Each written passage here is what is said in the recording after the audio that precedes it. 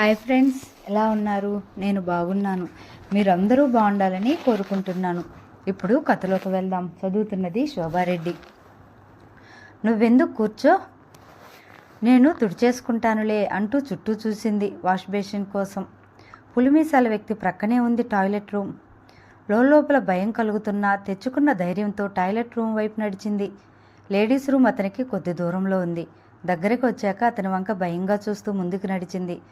అతను కాలు ముందుకు జాపి ఉన్నట్లుంది, చూసుకోలేదు. అతని బూట్ కాలు తగిలి అతని కుర్చీ మీదకు తూలింది. చుట్టుక్కుని ఆమెను పట్టుకుని మధుబాల కళ్ళలోకి చూశాడు. నవ్వాడు మీసాల వ్యక్తి ఆమె కళ్ళలోకి చూసేస్తూ. భయంతో గజగజ వణికిపోయింది. తెచ్చుకున్న ధైర్యంతో చుట్టుక్కున అతని తల మీద చేయి విసిరింది. ఉడుపుగా చేయి పట్టుకుని టేక్ ఇట్ ఈజీ బేబీ అంటూ కొద్దిగా ముందుకు నెట్టాడామెను. విసురుగా వెళ్ళి టాయిలెట్ రూమ్ను గుద్దుకోపోయి నిలదొక్కుంది. పులిమీసాల వ్యక్తి లేచి నిలబడ్డాడు. 6 అడుగుల పైన ఉన్న అతను కాకి బట్టల్లో ఉన్నాడు. పోత పోసిన సిమెంట్ స్తంభంలో ఉన్నాడు. పెద్ద పెద్ద అంగులు వేసుకుంటూ బయటకు వెళ్ళిపోయాడు. స్థానువులో ఉండిపోయింది మధుబాల. అక్క, ఎవడు వాడు, నిన్నెందుకలా నెట్టాడు అంటూ పరుగున వచ్చి అడిగింది మణి. సమాధానం చెప్పకుండా అలా అతను వెళ్ళిన దిక్కే చూస్తూ ఉండిపోయింది. అది గమనించిన అక్కడ టిఫిన్ చేస్తున్న కొంతమంది మధుబాల వంక, వెళుతున్న పులిమీసాల వ్యక్తి వంక ఆశ్చర్యంగా చూస్తూ ఉండిపోయారు. అతను తలుపు తీసుకుని బయటకు నడిచాడు. అంతవరకు తనకేమీ పట్టనట్లు మౌనంగా కూర్చున్న రవికాంత్ చుటుక్కన లేచి నిలబడి వడివడిగా బయటకు నడిచాడు. అక్క, రవికాంత్ వెళుతున్నారు పదా, ఏదో గొడవ జరుగుతుందేమో భయంగా ఉంది అంటూ మధుబాల చేయి పట్టు గుంజింది మణి. అప్పుడే లోకంలోకి వచ్చినట్లు చూసి తను మణి వెంట గబగబా బయటికి నడిచింది. వాళ్ళిద్దరూ బయటకు వెళ్ళేసరికి అక్కడ కనపడ్డ దృశ్యం వాళ్ళిద్దరికీ ఆందోళన గురిచేసింది. ముందు వెళుతున్న పులిమీసాల వ్యక్తిని వెనక నుంచి వెళ్ళి ఒక్క తోపు తోశాడు రవికాంత్. పక్కనే ఉన్న టెలిఫోన్ స్తంభానికి వెళ్ళి గుద్దుకున్నాడు అతను. మరలా మీదకు వస్తున్న రవికాంత్ను నడుం పట్టుకుని ఎత్తి రోడ్డు మీదకి విసిరేశాడు. మట్టిలో పడ్డ రవికాంత్ నడుము వెళ్ళి నేలకు తగలడంతో బాధకు గురై వెంటనే లేవలేకపోయాడు. ఈలోగా పులిమీసాల వ్యక్తి ప్రక్కనే ఉన్న మోటార్ సైకిల్ స్టార్ట్ చేసుకుని అక్కడి నుండి దూసుకుని వెళ్ళిపోయాడు. ఆందోళనగా వెళ్ళి అతనికి చేయి ఊతంగా అందించి లేపి నిలబెట్టారు మధుబాల మణిమేకలలు. దెబ్బ తగిలిందా అదుద్దాగా అడిగింది మధుబాల. వాడు ఎద్దులా ఉంటే వాడితో ఎలా ఫైటింగ్ మొదలు పెట్టారు మాస్టారు, ఆశ్చర్యంగా అడిగింది మణి. ఏమైందమ్మా, అదుర్దాగా వచ్చి అడిగాడు మున్షి. ఎక్కడికి వెళ్ళావు నీవు, తీవ్రంగా అడిగింది మధుబాల. డ్రైవర్ మున్షి గనక అక్కడే ఉంటే రవికాంత్కి సాయపడి ఉండేవాడేమోనన్న ఆలోచన మెదిలి ఛాయ్ తాగి వద్దామని వెళ్ళా, తల వంచుకు అన్నాడు. ఇడియట్ తనలో తిట్టుకుంటూ. పదండి మిస్టర్ కాంత్, అందరూ ఇటే చూస్తున్నారు, బిడియంగా అంది. చుట్టూ మూగుతున్న జనాన్ని చూసి బట్టలు దులుపుకుంటూ వాళ్ళ వెంట నడిచాడు రవికాంత్. ముగ్గురు కూర్చోగానే స్టార్ట్ చేసి వేగంగా పోనివ్వసాగాడు మున్షి. అమ్మ, ఎక్కడికి పోనిమ్మమంటారు, ఇంటికే పోని. పాపం మని సినిమా ప్రోగ్రాం మెల్లగా అన్నాడు రవికాంత్. బాబోయ్, ఈ రోజుకి ఇంకా సినిమా వద్దు, రోగర్మూరు ఫైట్స్ మీరు చేశారుగా చాలు బాబు. చూసింది ఆ మీసాల విధవ అక్కడికి కూడా వస్తాడేమోనని నాకు భయంగా ఉంది. గుండెల మీద చేతులు ఉంచుకుని కళ్ళు పెద్దవి చేస్తూ భయంగా అన్నది. థ్యాంక్ యూ మిస్టర్ కాంత్, దేనికి చెప్తున్నారు, కారులో నుంచి బయటకు చూస్తూ అన్నాడు. నా కోసం మీరు అతనితో గొడవ పడినందుకు నవ్వుతూ అన్నది. అతన్ని మీరు ఎప్పుడైనా చూశారా, హఠాత్తుగా ప్రశ్నించాడు. లేదు మిస్టర్ కాంత్, అతన్ని ఇదే చూడడం. నా మీద ఏదో పగబట్టిన వాడిలా ప్రవర్తించాడేం, అయోమయంగా అంది మధుబాల. నాకు తెలుసు. ఏమిటి మీకు తెలుసా, దేనికి? అతనికి నేనేం ద్రోహం చేశాను, అసలు ఎవరతను? ముందుకు వంగి అదుర్దాగా ప్రశ్నల వర్షం కురిపించింది. ముందు మీరు నాకు ఒక విషయం చెప్పాలి, వెనక్కి తిరిగి చూడకుండానే ప్రశ్నించాడు. చెప్పండి, ఏ విషయం గురించి, ఆశ్చర్యంగా అంది. ఇంతకు మునుపు హోటల్ నుండి మీరు వచ్చిన ఫోన్ కాల్ ఎక్కడి నుండి, ఎవరు మాట్లాడింది, ఏమని మాట్లాడాడు అవతలి వ్యక్తి, చెప్పండి. ఓసారి వెనక్కి తిరిగి చూసి తిరిగి తల త్రిప్పి రోడ్డు మీదకి చూస్తూ ఉండిపోయాడు. కొద్ది క్షణాలు ఏదో ఆలోచిస్తున్నట్టుగా ఉండిపోయింది. సరే చెప్తాను మిస్టర్ కాంత్. ఫోన్ చేసిన వ్యక్తి మై డియర్ బేబీ, నేనెవరో నీకు తెలియదు, కానీ పాప, నీ ఎదుట బెడ్లైట్ కింద చుట్ట తాగుతూ కూర్చున్న వ్యక్తి, పులిమీసాల వ్యక్తి వల్ల నీకు ప్రమాదం కలుగుతుంది, జాగ్రత్తగా మసులుకో అంటూ హెచ్చరించాడు. మీరెవరు అని అడిగాను. నేను అంటూ పెద్దగా నవ్వసాగాడు. నాకేమో భయం వేసి రిసీవర్ను వదిలేశాను. అది జరిగింది. మౌనంగా ఉండిపోయాడు రవికాంత్. ఇప్పుడు చెప్పండి, ఆ మీసాల వ్యక్తి ఎవరు? అతని గురించి మీకు తెలిసింది చెప్పండి, ఆతృతగా అడిగింది మధుబాల. కొద్ది క్షణాలు మౌనంగా ఊరుకొని అన్నాడు, సమయం వచ్చినప్పుడు చెప్తాను. అప్పటిదాకా దయచేసి నన్నేమీ అడక్కండి. మీకేమీ అపకారం జరగదు. నిశ్చింతగా ఉండండి. ఏమిటి మాస్టర్ ఈ గొడవంతా? చాలా ఆశ్చర్యంగా ఉందే అంది మణి. చిన్నపిల్ల బుద్ధిగా చదువుకో, ఈ విషయాలు నీకెందుకు నవ్వుతూ అన్నాడు రవికాంత్. పొండి, నేనేం చిన్నపిల్లను కాదు, ఓనీలు వేసుకుంటున్నాను తెలుసా? స్వీటు మీద కోపంగా తడుతూ అన్నది. నోరు మూసుకో, కసిరింది మధుబాల. గేటులో నుండి పార్కింగ్ ప్లేస్లోకి వచ్చి ఆగింది కారు. ముగ్గురు లోనికి నడిచారు. లోనికి వడుస్తున్న ముగ్గురిని చూసి చిన్నగా ఎందుకో నవ్వాడు డ్రైవర్ మున్షి. అమ్మా, రేపు బోర్డ్ ఆఫ్ డైరెక్టర్స్ మీటింగ్ ఉంది, నీవు రావాల్సి ఉంటుంది. కుర్చీలో కూర్చుంటూ అన్నారు మునుస్వామి. ఆ గదిలో ఇద్దరే ఉన్నారు. చెప్పండి బాబాయ్, నమ్రతగా అంది. మొన్న నీకు కొన్ని విషయాలు చెప్పాను కదా అమ్మా, ఆమెనే చూస్తూ అన్నాడాయన. అవును. ఇంతలో నీలకంఠమూర్తి గారి నుండి ఫోన్ కాల్ వచ్చేసరికి వెళ్ళిపోయారు. దేనికి పిలిపించాడో చెప్తారేమో అనుకుంటూ ఆలోచనలో పడింది. అవును, వెళ్ళాను. ఆయన అడిగారు నీ గురించే. మేనేజింగ్ డైరెక్టర్ స్థానాన్ని ఆయన చేపట్టడానికి ప్రయత్నిస్తున్నట్టుగా ఆయన మాటల వల్ల తెలుసుకున్నాను. కానీ మిగతా డైరెక్టర్స్ అందుకుని విముఖంగా ఉన్నట్టు తెలిసింది. దేనికనో మధ్యలో అడ్డుకుంది. అతని విషయం అందరికీ తెలిసిందే కనుక. ఏమని? అతనికి చాలా చెడ్డ అలవాటు ఉన్నాయమ్మా. తాగుడు, జూదం, వ్యభిచారం, పెద్ద వ్యసనపరుడు. అతని క్యారెక్టర్ మంచిది కాదు. పైగా ముక్కోపి. అలాంటి వాడితో చేతికి బాధ్యత అప్పచెప్పడానికి ఇష్టపడలేదు ముగ్గురు. మిగిలిన ఒక్కరు. ఎవరతను అడిగింది మధుబాల. మిస్సెస్ షీలా ఆనంద్. ఆమె అతని పట్ల ఇంట్రెస్ట్ చూపడానికి కారణం? ఆశ్చర్యంగా అడిగింది మధుబాల. అతడికి ఆమెకు మధ్య ఏదో సంబంధం ఉన్నట్లు వినికిడి. ఇబ్బందిగా కుర్చీలో కదులుతూ అన్నారాయన. అర్థం చేసుకుంది మధుబాల. సరే, అసలు విషయానికి రండి. నన్నేం చేయమంటారు ఇప్పుడు? రేపు నిన్ను మేనేజింగ్ డైరెక్టర్ని చేస్తాను. మిగతా ముగ్గురు ఆశ్చర్యంతో మ్రాన్పడిపోయింది మధుబాల. నేనా? నీవే తల్లి. భలే వారే బాబాయ్, కంపెనీ వ్యవహారాలు నాకేం తెలుస్తాయండి? అనుభవం లేదు. పైగా చిన్నదాన్ని. వాళ్ళలోనే ఎవరైనా ఉంటే బాగుంటుంది. అంత బరువు బాధ్యతలు నా భుజాల మీద పెట్టుకోలేను. లేదమ్మా, మీ నాన్నగారి ఆశయం కూడా ఇదే. ఏమిటి? ఆశ్చర్యంగా ఉంది. అవునమ్మా, నీకు గుర్తుందా? నీవు పోస్ట్ గ్రాడ్యుయేషన్లో లిటరేచర్ సబ్జెక్ట్ తీసుకుంటానంటే నాన్నగారు వద్దన్నారు. తన తండ్రికి ఎంత ముందు చూపు అనుకునే ఆశ్చర్యంలో కొద్ది క్షణాలు తేరుకోలేకపోయింది మధుబాల. రేపు ఉదయం 10 వచ్చేస్తానమ్మా, నీవు రెడీగా ఉండు. కంపెనీకి వెళ్దాం. నాకేదో భయంగా ఉంది బాబాయ్, ఆందోళనగా అన్నది మధుబాల. దేనికమ్మా? ఆశ్చర్యంగా అడిగారాయన. నిన్న హోటల్లో తారసపడ్డ పులిమీసాల వ్యక్తి గురించి, రవికాంత్కు అతనికి మధ్య జరిగిన ఘర్షణ గురించి, ఫోన్లో హెచ్చరించిన వ్యక్తి గురించి వివరంగా చెప్పింది మధుబాల. ఆమె చెప్పింది ఉన్న మునుస్వామి గారు స్థానువులా ఉండిపోయాడు. ముఖాన అలుపుకున్న చిరుచెమటను పైకండువాతో అద్దుకుంటూ, నా అంచనా నిజమే, తనలో సన్నగా గొనుక్కున్నాడు. చెప్పండి బాబాయ్, నాకేదో భయంగా ఉంది, ఆందోళనగా అంది మధుబాల. నీ జాగ్రత్తలు నువ్వు ఉండమ్మా, నా మనసేదో కీడు శంకిస్తున్నది. అయినా నీకు వచ్చిన భయం లేదు. ఇదంతా నీలకంఠమూర్తి కుట్రేమో అనుమానంగా ఉంది. ఏదో ఆలోచనలో పడిపోయాడాయన. నన్నేం చేయమంటారు బాబాయ్? ధైర్యాన్ని కూడదీసుకుంటూ అంది. నీకొచ్చిన భయం ఏమీ లేదమ్మా. ఎవరి కుట్రలు నిన్నేమీ చేయలేవు నేనుండగా. రేపు ఉదయం రెడీగా ఉండు, నేను వచ్చేస్తా. నాకు కొద్దిగా జరూరైన పని ఉంది, వస్తానమ్మా అంటూ లేచి నిలబడ్డారాయన. అలాగే చూస్తుండిపోయింది మధుబాల, వెళుతున్న ఆయన వంకే చూస్తూ. నిద్ర పట్టక అటు ఇటు అసహనంగా కదులుతూ ఆలోచనలో ఉండిపోయింది. తెల్లవారితే బోర్డ్ ఆఫ్ డైరెక్టర్స్ మీటింగ్. తనని మేనేజింగ్ డైరెక్టర్ని చేస్తే ఆ బరువు బాధ్యతలు తట్టుకోగలదా? ఇండస్ట్రీని సరిగ్గా నిర్వహించగలదా? తనకు ఆ గొడవలు అసలు ఏమీ తెలియవు. అలాంటిది ముందు ముందు ఎలా నెగ్గుకు రాగలదు? తను ఆడపిల్ల అయి ఉండి అంత ఉన్నతమైన పదవీ బాధ్యతలు స్వీకరిస్తే కంపెనీ స్టాఫ్ తనతో సహకరించగలదా? పైగా తన వెనుక ఏదో కుట్ర జరుగుతున్నది. దేనికోసమో తెలియదు. ఒకవేళ నీలకంఠమూర్తినేమో ఆ రోజు టెలిఫోన్లో హెచ్చరికలు చేసింది. పులిమీసాల వ్యక్తి అతని తాలూకు వ్యక్తి అయి ఉండొచ్చు. తనని ఇలా బెదిరిస్తే తను భయపడి తప్పుకుంటే తను మేనేజింగ్ డైరెక్టర్గా ఉండొచ్చు అని అతను ఊహేమో. తను లేనిపోని ప్రమాదాలు గురికారు కదా అనుకుంటూ పరిపరి విధాల ఆలోచించసాగింది మధుబాల. ఎందుకో మెరుపులా హఠాత్తుగా ఓ ఆలోచన తట్టింది. నాన్నగారిది సహజ మరణమేనా అనిపించింది. అంతే, చుటుక్కని లేచి కూర్చుంది. తన ఆలోచనలకు ఒకసారి భయపడింది. ఎందుకు కాకూడదు? అయి ఉండవచ్చేమో అనుకునేసరికి ఆమె కళ్ళ వెంట గిర్రున నీళ్లు తిరిగాయి. ఈ రహస్యం ఎలా తెలుస్తుంది? కానీ ఆయనది హార్ట్ అటాక్ అని చెప్పి కదా అంత ద్రోవపరిచింది అనుకునేసరికి నీరసంగా మంచం మీద వాలిపోయింది. తన తండ్రికి డైరీ రాసే అలవాటు ఉందని గుర్తొచ్చేసరికి మధుబాలకి ఎక్కడలేని ఉత్సాహం వచ్చింది.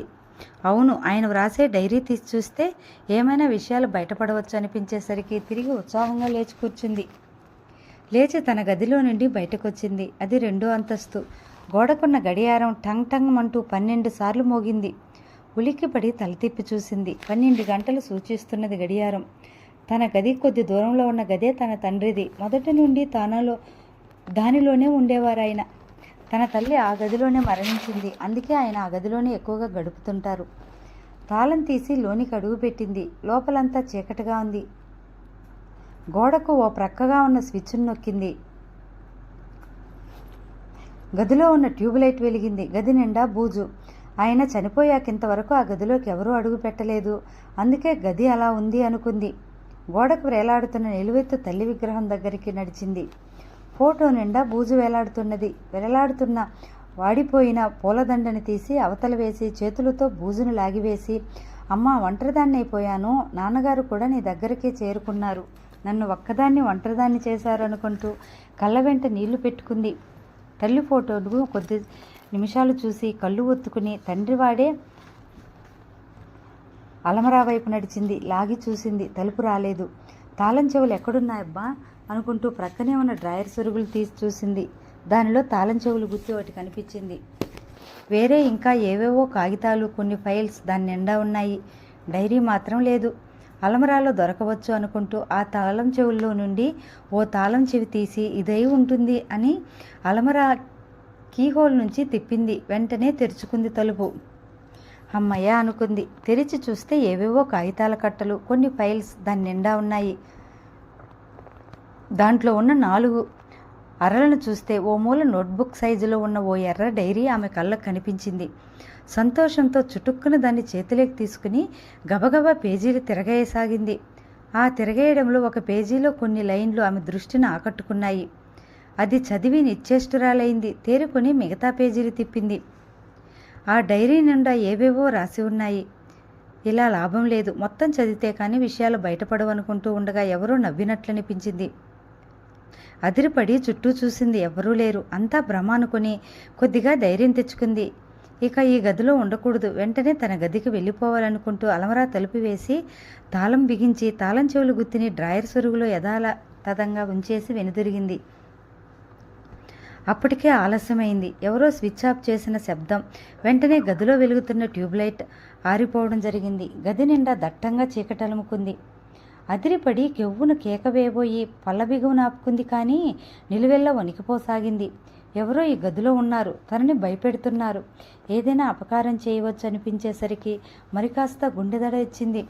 ధైర్యాన్ని కూడదీసుకుంటూ గదిలో నుండి ముందు బయటపడాలని భావించింది. కన్ను పొడుచుకున్నా కనిపించని చీకటి. ఆ భయంలో ద్వారం వైపు అడుగులు వేయబోయి మరో దిక్కుగా నడవసాగింది. దారి తప్పడంతో కాలికి ఓ కుర్చీ తగిలి విసురుగా వెళ్ళి ముందుకు తూలింది. కానీ అదృష్టం కొద్దీ పక్కనే ఉన్న సోఫాలో వెళ్ళి పడింది. ఆ అదట కొన్ని క్షణాలు స్థాణువులా ఉండిపోయింది. నిలువెల్లా చెమటతో గజగజ వణికిపోసాగింది. ఆమె జీవితంలో ఇలాంటి పరిస్థితి ఏనాడూ ఎదురవ్వలేదు. కొద్ది నిమిషాల తర్వాత ఓపిక తెచ్చుకుని మెల్లగా అడుగులు అడుగు వేసుకుంటూ ముందుకు వంగి చేతులతో నేలను తడుముకుంటూ వెళ్ళసాగింది. దగ్గరగా ఉన్న గోడను చూసుకోలేదు. నేలనైతే తడుముతున్నది కానీ తలకు జరగబోయే ప్రమాదాన్ని ఎదుర్కోలేకపోయింది. వెళ్ళి టంగును గోడకేసి పొడుచుకుంది. తలను కొద్ది నిమిషాలు బుర్ర పని చేయక నేల మీద చతికిలి పడిపోయింది. తేరుకునేసరికి కళ్ళ ముందు అస్థిపంజరాలు ఎగురుతున్న అనుభూతికిలోనేయింది. దానికి కారణం తలకు తగిలిన ఆ దెబ్బ. మనసులో కలుగుతున్న భయమే కారణం. తలను 2 చేతులతో అదుముకుంటూ గోడవారగా వచ్చి మెల్లగా తలుపు దాకా చేరుకుంది.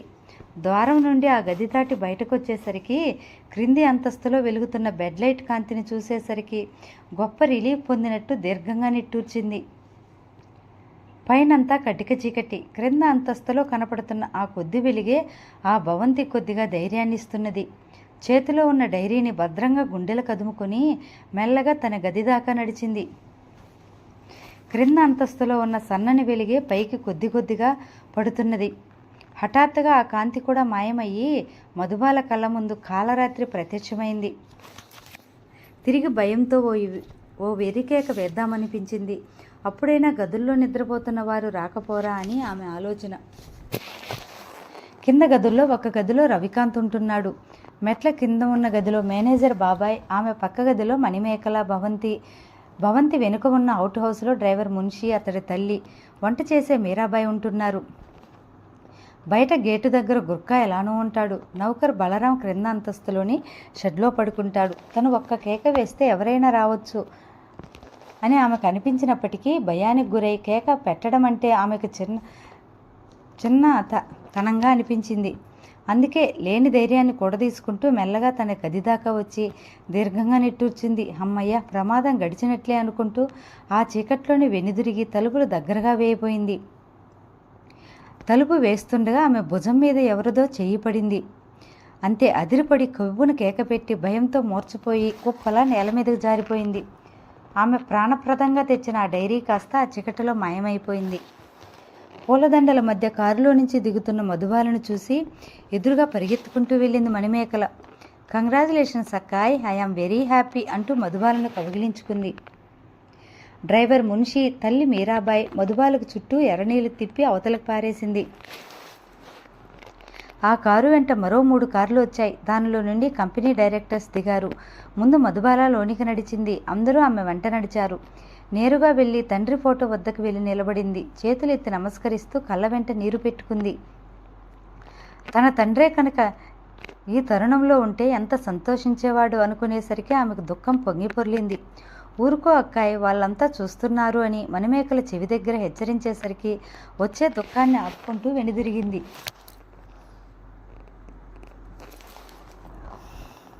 తిరిగి వాళ్ళ వద్దకు నడిచింది.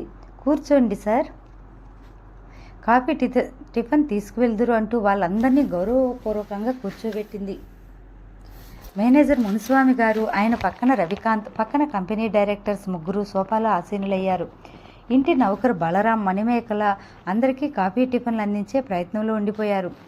కాఫీ తాగడం పూర్తయ్యేసరికి డైరెక్టర్స్లో ఒక అతను ఉన్నాడు. అతను అన్నాడు, మిస్ మధుబాల, మీరు మన ఇండస్ట్రీకి మేనేజింగ్ డైరెక్టర్గా ఎన్నిక కాబడ్డందుకు నాకు చాలా సంతోషం. మన కంపెనీ ఈనాడు ఇంత గొప్ప సంస్థగా రూపొందడానికి కారకులు మీ నాన్నగారేనని మాకు తెలుసు. ఆ గౌరవంతోనే, ఆ నమ్మకంతోనే మిమ్మల్ని మేనేజింగ్ డైరెక్టర్ని చేశాం. ఈ రోజు నుండి మన కంపెనీ పరువు ప్రతిష్టలు, లాభ నష్టాలన్నీ మీ చేతుల్లోనే ఉన్నాయి. మీ నాన్నగారి పేరు నిలబెడతారని మా విశ్వాసం. మన సంస్థ ఇంత పెద్ద ఎత్తున నిలబడడానికి మీ నాన్నగారికి మొదటి నుండి కుడిభుజంలా నిలబడి కంపెనీకి లాభాలు చేకూర్చి పెట్టిన మేనేజర్ మునిస్వామి గారి అండదండలు మీరెప్పుడూ ఉంటాయి.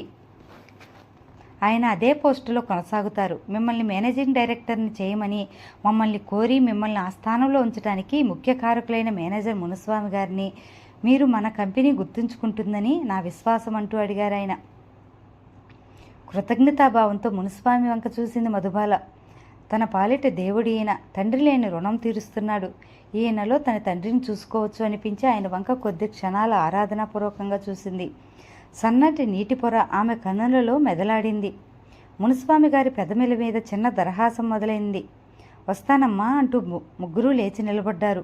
నమస్కారం చేస్తూ వీడ్గోలిచ్చింది. ముగ్గురు ఎలా వచ్చారో అలాగే తమ కారులో వెళ్ళిపోయారు.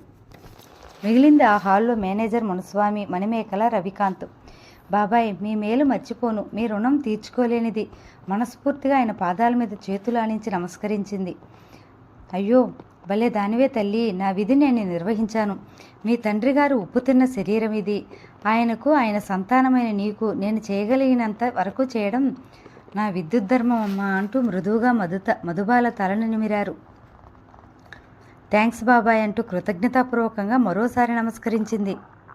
నేను అలా బయటకు వెళ్ళొస్తానమ్మా, కొద్దిగా పనుంది అంటూ బయటకు నడిచాడాయన. కారు తీసుకెళ్ళండి బాబాయ్ అంది మధుబాల. వెనుదిరిగి చూసిన మునిస్వామి నవ్వేరు. అలవాట్లేదమ్మా కారులో తిరగడం, నడవడమే నాకు హాయిగా ఉంటుంది అంటూ వడివడిగా వెళ్ళిపోయాడాయన బయటకు. వెళుతున్న ఆయన వంక ఓ మారు ఆశ్చర్యంగా చూసి తన దృష్టిని మరల్చింది. ఇప్పుడు అక్కడ మిగిలింది రవికాంత్ ఆమె. అంతవరకు తదేకంగా ఆమెను చూస్తున్న రవికాంత్ చప్పున తన దృష్టిని మరల్చుకున్నాడు.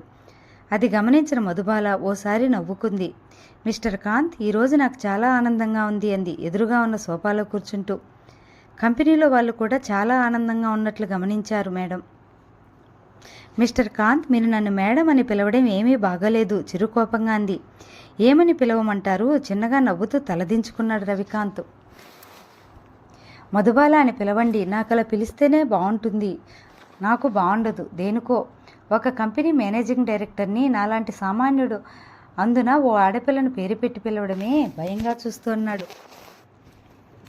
ఇంకా నయం, శ్రీ శ్రీ శ్రీ మధుబాల బహుపరాక్ గారు అని పిలుస్తా అనలేదు. మీరు మధుబాల అని పిలిస్తేనే నేను మీతో మాట్లాడతాను, లేదంటే లేదు చిరుకోపంగా అంది. తప్పదంటారా? ఇబ్బందిగా చూస్తూ అన్నాడు. తప్పదు, అలాగే పిలుస్తాను మేడం అంటూ నాలుగు ఖర్చుకున్నాడు. అదిగో మళ్ళీ కోపంగా అంది.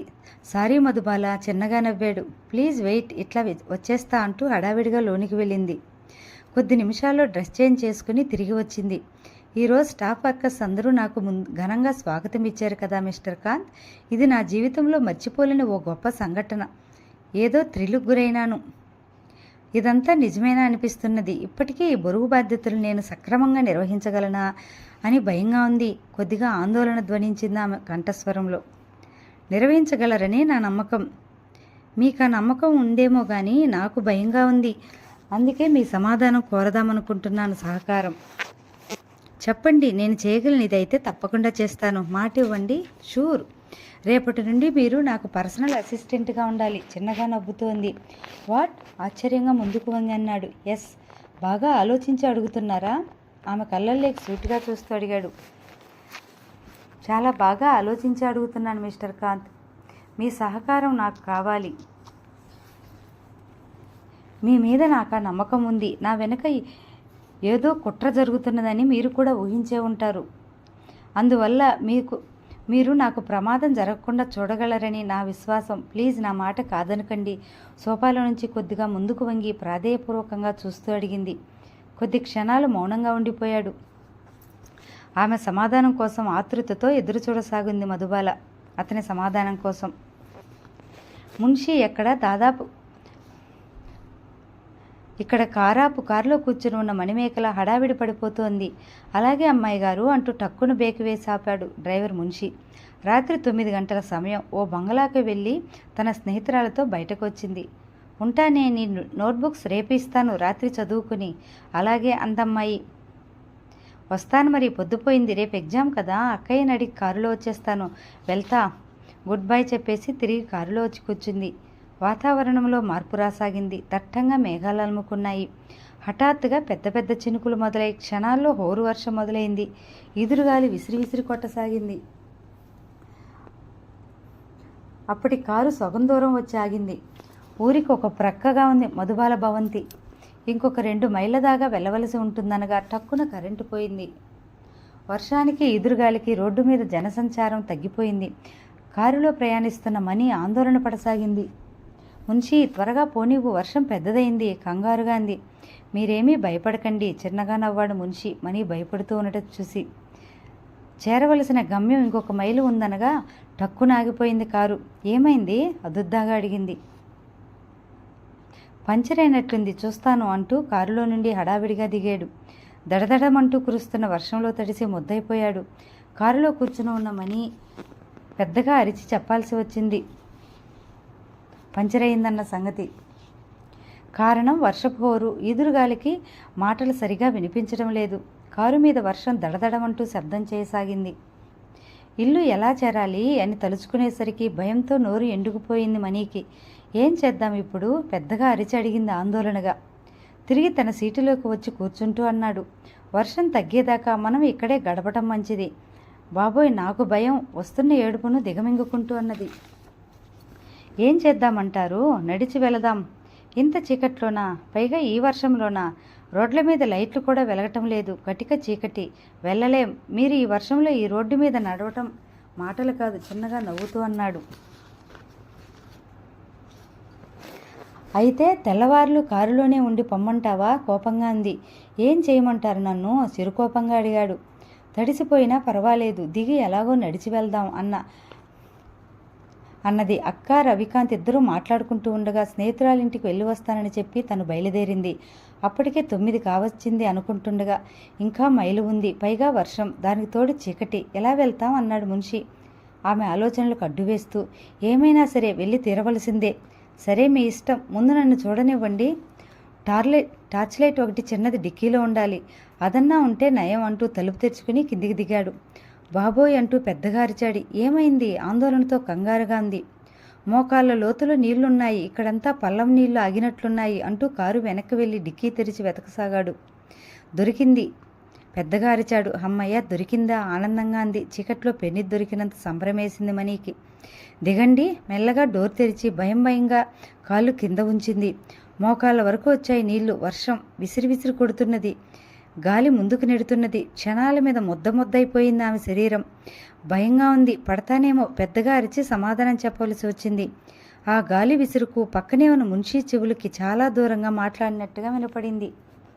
నా చేయి పట్టుకోండి. తన చేతిని ఆమెకు అందించాడు.